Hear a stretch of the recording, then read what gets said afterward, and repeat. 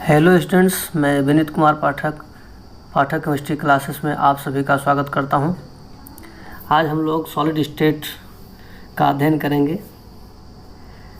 Solid state, it is the state of matter. Now question arises, what is matter? Anything that have mass and occupied space is called matter. Matters are of basically exist in three physical states. Number point 1 gas state, point 2 liquid state, and point 3 solid state. So basically there are three type of physical states of matter in which matters exist, and we all know that gas, liquid and solid state differs one another in some aspects, like gas, liquid and solid states have different intermolecular forces of attraction. Gases have least forces of attraction between their particles, and liquids have somewhat more stronger forces of attraction between their particles, and the solid particles are compactly arranged. They have very high forces of attraction between their particles. And second difference in these three states are in respect of interparticular spaces. In the gas state, particles have very high interparticular spaces, very large interparticular spaces between them. In case of solids, particles are closely packed. They have least interparticular spaces between their particles. And in liquid state, particles have interparticular spaces less than gases but more than solids. Third point in which these physical states of matter differ is kinetic energy. Gaseous particles have very high kinetic energy and they are randomly continuously moving in their gas state. On the other hand, liquids have comparatively less kinetic energy. They can flow only, but they are not free to move. On the other hand, solids particles have least kinetic energy. They are not able to move from one place to another place within the solid. They neither can flow nor can randomly move, nor can diffuse from one place to another places. Because of very strong forces of attraction, they are only able to vibrate at their site. And next point of difference between these physical state is compressibility. Gas can be compressed much more because they have more interparticular spaces. Solids cannot compress easily because solid particles have very less interparticular spaces. But in case of liquid state, compressibility is less than gas but more than solids. And the most important point of difference between these physical state is shape, size and volume. Solids have fixed shape, size and volume. They retain a fixed volume and shape. Liquids have fixed volume but not their fixed shape and size. They acquire the shape and size of the container in which they are kept. And in case of gas, shape, size, volume, nothing is fixed. Now question arises, why solid states are very important? Why we are studying solid state? So need of study of solid state is because of their immense technological importance. You can see in this slide that some of the solids are very precious, some are semi-precious gemstones. Some solid particles have mechanical properties, some are alloys like titanium, some are used as a ceramic material like clay and silicon carbon compound.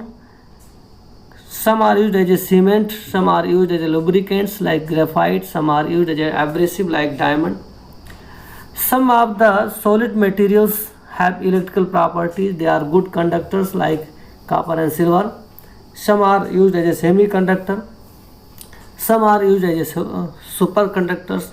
Some are used also as electrolytes like lithium iodide in pacemaker battery. Some have magnetic properties also like chromium dioxide and iron oxides. They are having magnetic properties. Some solids have optical properties. Some are used as a pigments in the paints like titanium oxide. Some are used as a laser. Some are used as a catalyst like zeolites. Some metals are also used as a catalyst like silver, iron, platinum, palladium, nickel, etc. Some are used as a semiconductor. Some oxides used as a semiconductors like titanium oxide and silicon oxide. Some of the solids are used as a sensor like titanium oxide for CO2. So because of all these things, we study solid states. Need of study of solid state is because of their immense technological importance, their unique properties that we can use in our day-to-day life. Now question arises, what are types of the solids?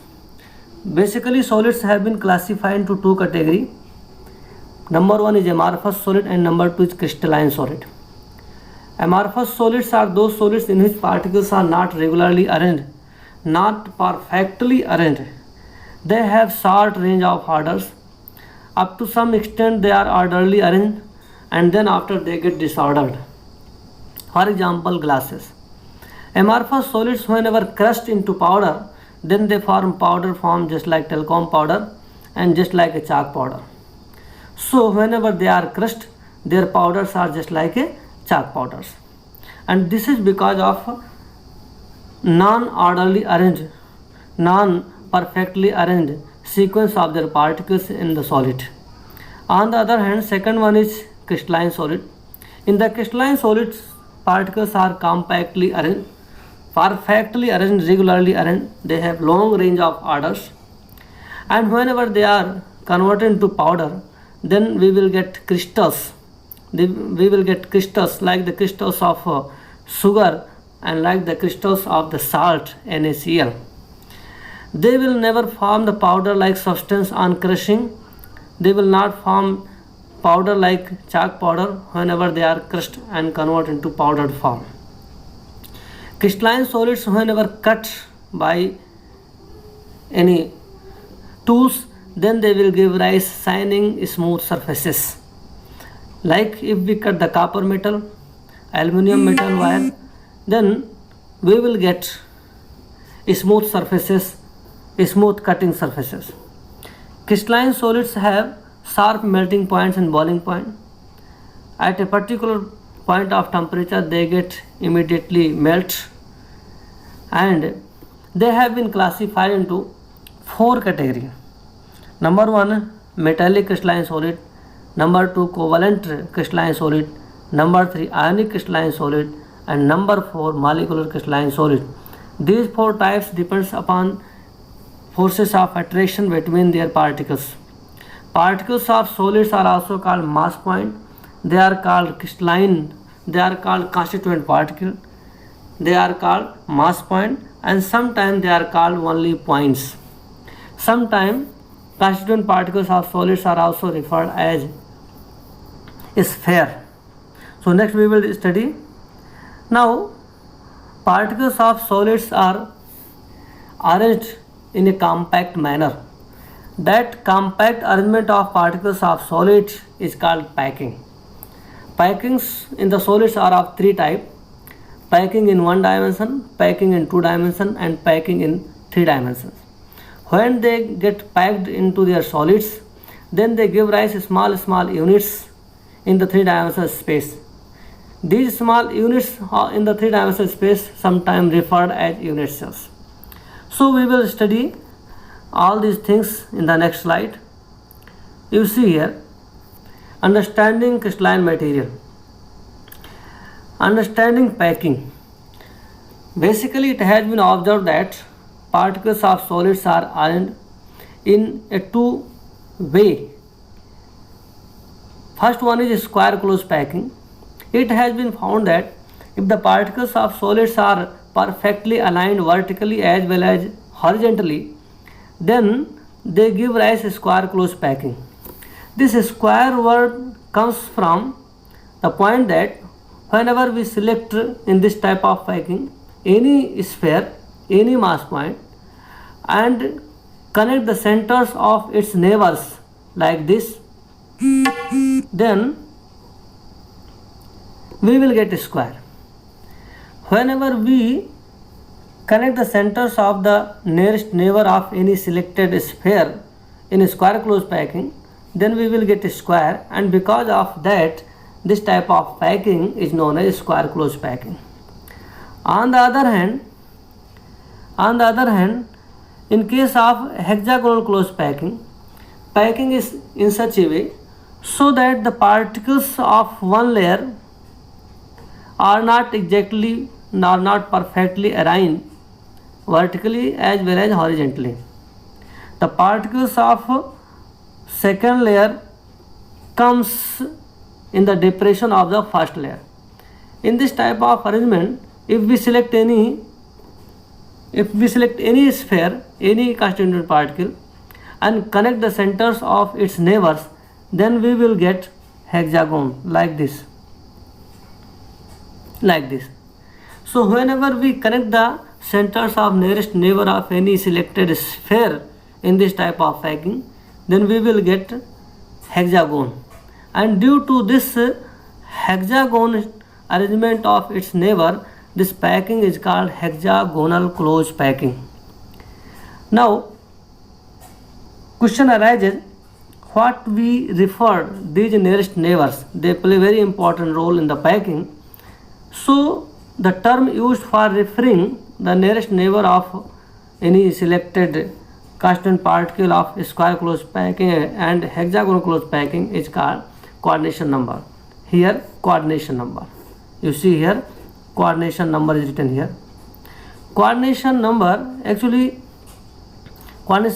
the number of nearest neighbor of any selected sphere in square close packing and hexagonal close packing. If we see the square close packing, then we can count the number of nearest neighbor.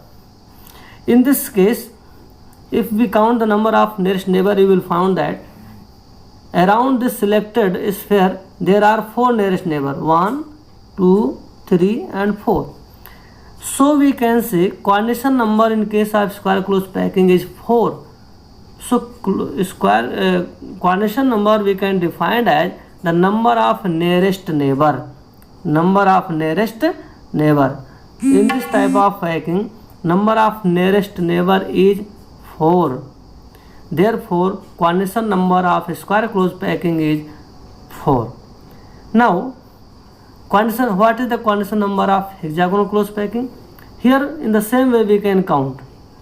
If we select this sphere and count the number of spheres around it, then you will find that total number of nearest neighbor of this sphere is 6. That's why coordination number of hexagonal close packing is 6. So coordination number can be defined as the number of nearest neighbor of any sphere in the crystal lattice. Next, whenever particles get arranged in the crystalline solid, then we can observe that there are some vacant spaces here like this. These vacant spaces are called void, VOIDS, voids. So we can say voids are actually the interparticular spaces present in the crystalline solids between their constituent particles. Voids are of two types. You can see here voids. Holes are called voids. These holes, here the hole is written. This hole means void, VOID. DS wires. Wires are of actually two types, tetrahedral wires and octahedral wires. Depending upon the type of packing, this type of packing will decide which type of wire is here. You see here, in this case, closed packing in solid, you see here. Here there are some gaps. There are some gaps between the particles. You see, this is you see here. Sorry. You see here. This is 3. This is the space in which 3 spheres are above and 1 sphere is below. This is one interparticular space left, and you can see some other spaces like this one. So you see that there are two type of interparticular spaces between the particles in the packing. These spaces are called wires. These are also called holes. They are of two types, tetrahedral wires and octahedral wires. So wires can be defined as the interparticular spaces in the closed packed structure of crystalline solids, and they are of two types, tetrahedral wires and octahedral wires. Now here it is written tetrahedral wires and octahedral wires. We will discuss it more in the next slide. Tetrahedral wires are the spaces surrounded by 4 neighboring atoms, and octahedral wires are the spaces surrounded by 6 neighboring atoms in the closed packed structure of crystalline solids. Now next point is lattice. It is also called crystal lattice. Crystal lattice can be defined as a regular repeating arrangement of points. Here point means mass point. Point means interparticular spaces in the 1-dimensional, 2-dimensional and 3-dimensional spaces. So crystal lattice can be defined as the regular repeating arrangement of constituent particles in the 3-dimensional spaces or 2-dimensional spaces or 1-dimensional spaces. Whenever mass point get repeated regularly, then they give rise to structure. That structure is called space lattice. Now, how we can know about the space lattices in 1 dimension, 2 dimension and 3 dimension, that you can see here. 1 dimension lattice, in case of 1 dimension lattice, spheres are arranged in a row like this. Spheres are arranged in a row. Whenever different mass particles are arranged in a row, then they will give rise to only 1 dimension, that you can say length. Only 1 dimension is here if particles are arranged in a row. Then this type of space lattice is called 1-dimensional space lattice. Next one is 2-dimensional space lattice. When particles are arranged in such a way so that they give rise to 2 dimensions. One is length, other is width. Like you can see here. Whenever particles are arranged in such a way so that they give rise length and width, 2 dimensions, then this type of packing and this type of resulting lattice is called 2-dimensional lattice. There are following 4 types of 2-dimensional lattices: square lattices, rectangular lattices, centered rectangular lattices, hexagonal lattices and oblique lattices. There are 5 2-dimensional lattices. Now, square lattice. It is also called unit cell. Smallest component of the crystal, which when stacked together with pure translational repetition reproduces the whole crystal is called square lattices. So square lattice is the smallest unit of any lattice which when repeated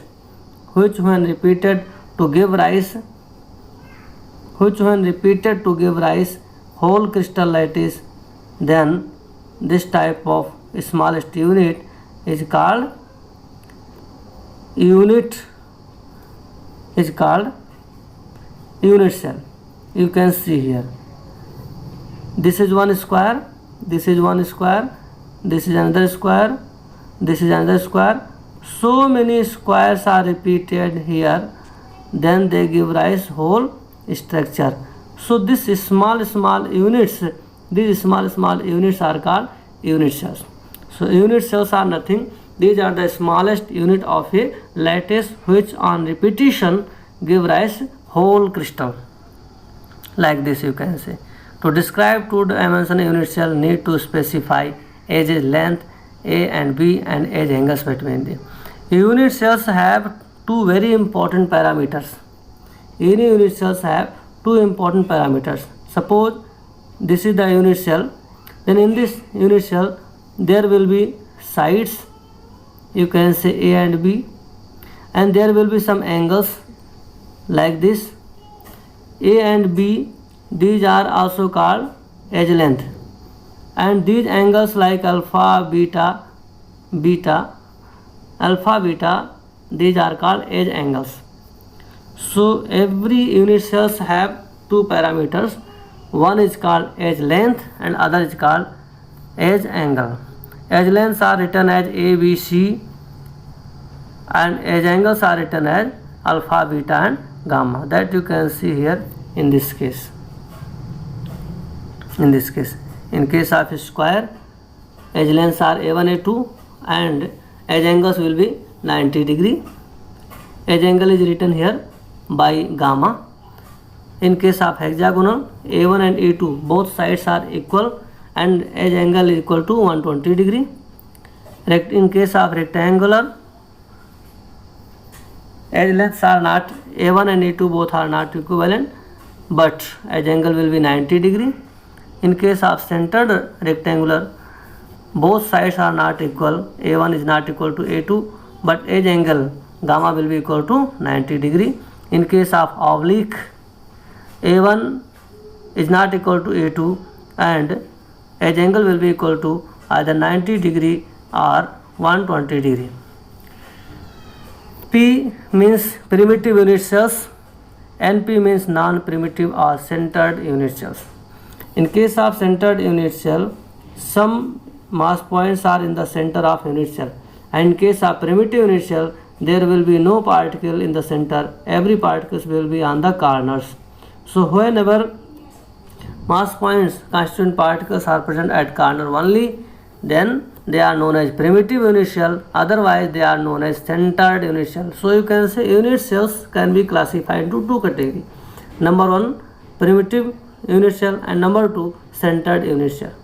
Whenever any particles is present in the center of the simple unit, then it is called centered unit cell, and if particles are present only at the corner, not in the center, then they are called as a primitive unit cells.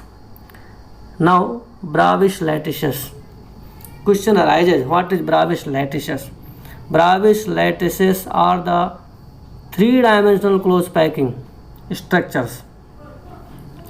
Three-dimensional space lattices are those lattices in which constituent particles are arranged in such a way in the crystal lattice so that they give rise three dimensions: length, breadth and height, like this. So this is length, breadth and height. So whenever all the three dimensions are present due to arrangement of constituent particle, then they are known as three-dimensional space lattices. And it has been found that there are 14 possible three-dimensional space lattices. These 14 possible three-dimensional lattices are called Bravais lattices together. Out of 14, 7 are primitive and 7 are centered. These 14 are, you see here, cubic, tetragonal, orthorhombic, rhombohedral, hexagonal, monoclinic, simple cubic. Here you can see these are 14. Simple cubic, face centered cubic, body centered cubic, simple tetragonal, body centered tetragonal, hexagonal, simple orthorhombic, body centered orthorhombic, base centered orthorhombic, face centered orthorhombic, rhombohedral, simple monoclinic, base centered monoclinic, and triclinic. These are the possible three-dimensional space lattices. These 14 possible three-dimensional lattices collectively known as Bravais lattices. So Bravais lattices are actually the possible three-dimensional space lattices. Just like in case of 2D lattice, in case of three-dimensional lattice, there is also some small units. These small units are also called here unit cell. These are also called unit cell. Here also unit cells are the smallest unit of three-dimensional crystal lattice, which on repetition give rise whole crystal lattice. Here you see, in this case, if we see, then you will find that there are so many small units. 1, 2, 3, 4, 5, 6, 7, 8, 9, 10, 11, like this. So many small units are there. These small units, when repeated in three-dimensional space, then they give rise whole crystal lattice. And therefore, this small unit of three-dimensional lattice is called unit cells too. They are also called unit cells. So the difference in the unit cell of 2 dimension and unit cell of 3 dimensional lattice is, in 2 dimensional lattice, unit cells have only 2 dimensions, length and width, and in case of 3 dimensional lattice, unit cells have length, breadth and height, all the 3 dimensions. And whenever they get repeated, then they give rise whole crystal lattice. Here unit cell is very important. Now question arises, what is unit cell? Many times it is asked in your examination that what is unit cell. So unit cell simply can be defined as the smallest unit of the crystal lattice which on repetition give rise whole crystal lattice. The smallest portion, the smallest part which on repetition give rise crystal lattice is called unit cell. So, and unit cells are categorized by their 2 parameters. One is called edge length, other is called edge angle. Edge length is here A, B and C. This is the edge length is the distance between the 2 mass points, between the 2 spheres, and edge angle are referred as alpha, beta, gamma, and these are the angles between the 2 nearest spheres. Like here you can see you. So unit cell is very important. Unit cell is the smallest unit of crystal lattice which on repetition give rise whole crystal lattice. Here you see unit cell dimensions A, B, C are the unit cell edge lengths, and alpha, beta, gamma are the angles A between B and C, etc. Next, cubic lattices. Cubic lattices we will discuss it tomorrow. For today this is sufficient. Next we will study in the next class. Thank you very much.